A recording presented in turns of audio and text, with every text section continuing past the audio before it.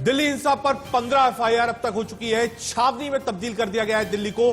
किसानों पर ममता खेलेंगी दांव, समर्थन किया है कल वाली बात पर ममता बनर्जी ने। बिल्कुल। इस वक्त एक और बड़ी खबर आ रही है। दिल्ली पुलिस ने किसानों की ट्रैक्टर परेड में बवाल मामले में 15 एफआईआर दर्ज करी है। कृषि कानूनों के खिलाफ ट्रैक्टर मार्च के दौरान हुई हिंसा में पुलिस के 86 जवान घायल हो गए।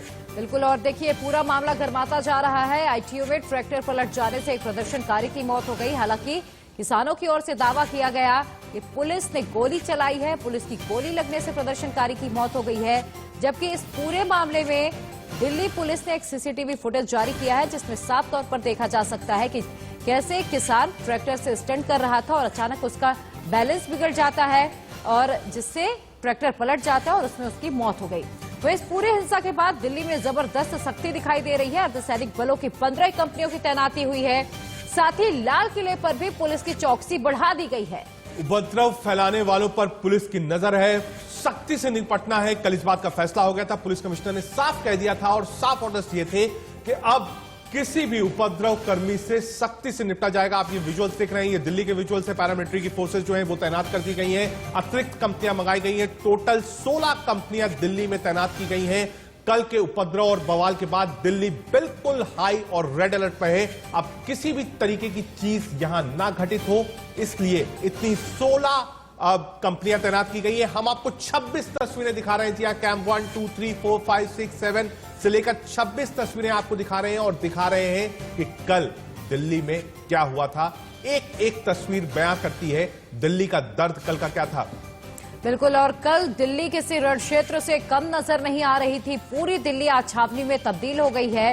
वहीं आईटीओ पर एक प्रदर्शनकारी की मौत मामले में किसानों ने पुलिस पर गंभीर आरोप लगाया। किसानों का कहना है कि उसकी मौत फायरिंग में हुई है, जबकि दिल्ली पुलिस ने इसे लेकर बाकायदा एक सीसीटीवी फुटेज जारी किया है जिसमें ये सफाई दी गई है कि प्रदर्शनकारी की मौत ट्रैक्टर पलटने से हुई है। बिल्कुल, ये देखिए फुटेज जारी किया गया है। कल इस बात को कहा जा रहा था कि लगता है कि शायद पुलिस की गोली से मौत हुई है, लेकिन ऐसा नहीं था। दिल्ली पुलिस ने ये सीसीटीवी फुटेज जारी किया है जिसमें एक ट्रैक्टरकारी, आप कह सकते हैं जो प्रदर्शनकारी था, किसान था, वो ट्रैक्टर आ रहा था, उसने बैरिकेड तोड़ने की देखिए कोशिश करी। बैरिकेड तोड़ने की कोशिश के बाद पूरा ट्रैक्टर पलट गया, राउंड हुआ और इसी में इस शख्स की मौत हुई है। ये सीसीटीवी फुटेज खुद दिल्ली पुलिस ने जारी किया। जी शहीद हुआ है, हमें सबसे पहले तो इसे शत प्रणाम शहीद भाई को।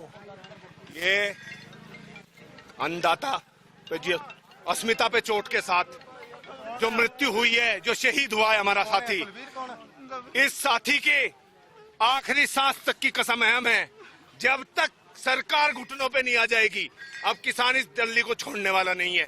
गोली से बात करना चाहते हो, कानूनों के अलावा जितने भाई शहीद हुए हैं अब उनका भी हिसाब लिया जाएगा। एक एक शहीद का हिसाब लिया जाएगा। वहीं इस पूरे ट्रैक्टर परेड के दौरान हिंसा पर किसान नेता योगेंद्र यादव और दिल्ली पुलिस का क्या कुछ कहना है, सुनिए जरा। गोली वगैरह का कोई सवाल नहीं है, ये रूमर्स है, अफवाह है। अफवाह पे बिल्कुल ध्यान मत दीजिए, अफवाह से बहुत नुकसान हो जाता है। और अपील ये है कि जो साथी जिस रूट पर चल रहे हैं, संयुक्त किसान मोर्चा ने जो रूट तय किया है उसी पर रहिए, उससे अलग होने का कोई फायदा नहीं। किसान शांतिमय तरीके से अगर इसे करेंगे तभी हम जीतेंगे। पिछले 2 महीने से पूरी देश और दुनिया कह रहे हैं, देखो इन किसानों की ताकत, इनकी शांति है।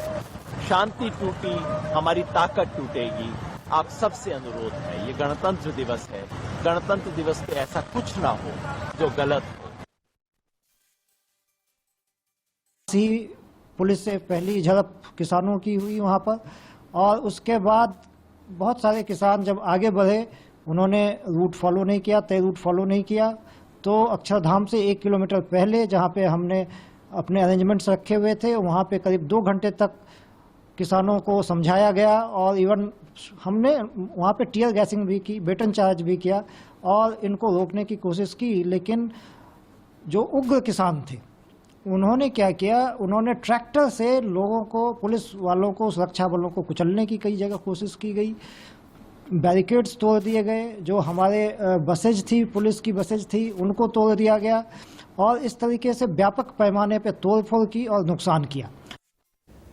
तो हमने आपको हिंसा की एक तस्वीर आपको दिखाई कि आपने देखा कि किस तरीके से ट्रैक्टर दौड़ा कर सुरक्षा बलों को पीछे करने की कोशिश की जा रही थी। हालांकि इस पूरे मामले में किसान संगठनों ने किनारा कर लिया है, पल्ला झाड़ लिया और कह रहे हैं कि प्रदर्शनकारी हमारे सहयोगी नहीं थे और अब इस पूरे मामले में एक्टर सिंगर दीप सिद्धू का नाम सामने आ गया है। और बार बार विपक्ष इस बात को कह रहा है कि दीप सिद्धू जो है वो सीधे बीजेपी से जुड़े हुए हैं और सांसद सनी देओल के करीबी माने